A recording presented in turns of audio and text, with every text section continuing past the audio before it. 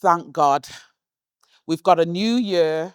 We've finally got some work going on in Erdington that is so overdue. And it has just been incredible what's happened over the last month. I have to give, I have to start by extending my thanks to both the Chief Constable and to the PCC, who, I cannot lie to you, I have got on their nerves, absolutely driven them mad. Because ever since I got elected into Erdington, everybody else in any other constituency, they can talk about trees and rubbish and whatever else you get asked to do. When I knock doors, when I'm walking down the high street, the thousands of emails that we've received has been about the village, Erdington High Street, and people's disappointment, anger, frustration, sadness in the deterioration of our high street. We have, as a community, we absolutely love that high street. I've lived in Erdington for 37 years. I raised 5 children in Erdington. I used to go along the Erdington High Street in the early days to go to Druckers. I've watched the shops deteriorate. I've seen the shoplifting going on. And this is why I brought the community together to ensure that we can work with the partners. We have had 14 years of austerity. What has happened in those 14 years of austerity? We have watched the partners go into their little silos because funding has been reduced and reduced and reduced. Birmingham City Council, the police, the PCC, and many others have tried to make a difference, but you can't make a difference in isolation. And as the MP that has come into this area, I will have been here 3 years on the 4th of March. It has been a nightmare trying to get people to listen to me.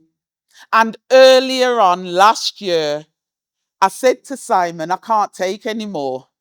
Simon came to our meetings. He listened to what we had to say. He said, Paulette, we will do everything we can. I went to the new chief constable. I thought he would never talk to me again. He was lovely when I finally met him.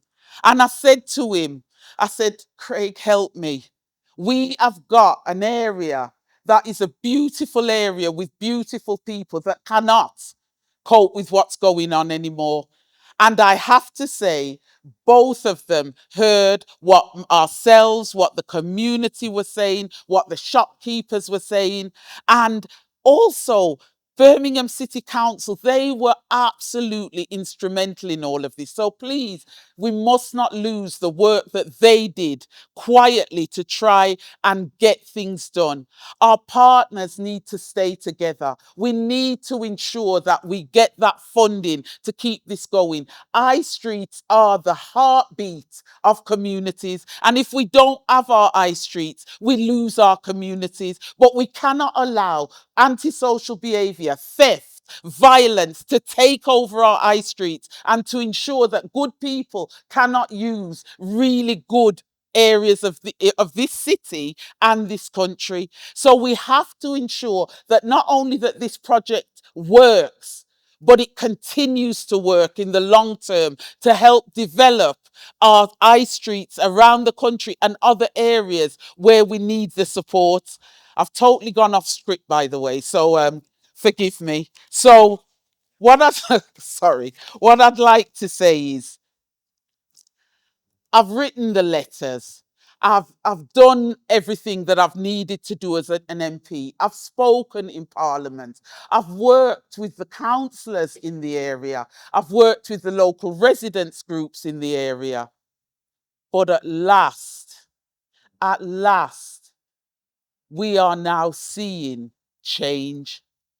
I want this to be a sustainable change. I don't want young moms saying to me, I can't walk down the high streets because I'm frightened that my children are going to be influenced. I can't have older people saying to me, I can't walk down the high street because I feel as if I'm going to be mugged. I can't have boys saying to me, I can't walk down the high street because I'm going to have my bike stolen, I'm going to be attacked.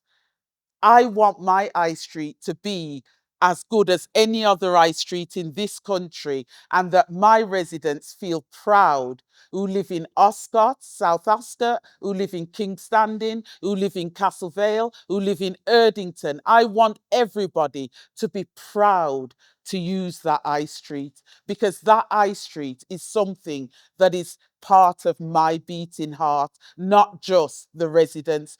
I live 5 minutes away from the high street. So if there is a problem on the high street, it will get to where I'm living.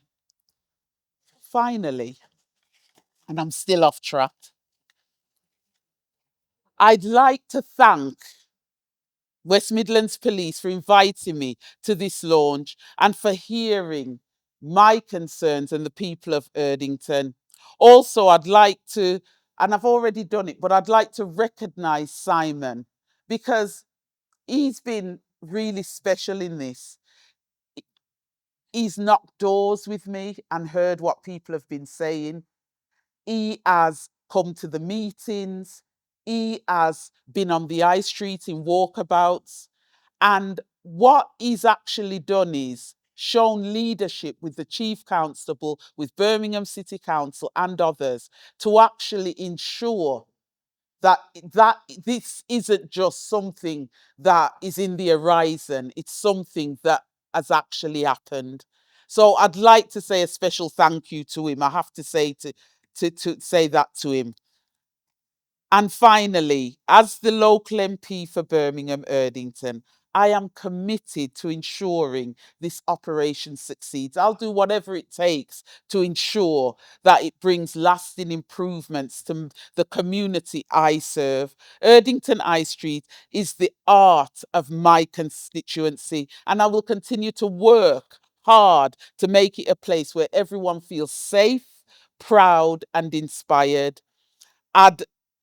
I've thanked West Midlands Police. I've thanked the partners. I always do that, because I can talk, but the work doesn't get done unless people come together with the same determination, enthusiasm, and passion that I believe I've got to make things change. But I want us to continue to create a high street that brings a brighter future for all. And thank you all for being here today.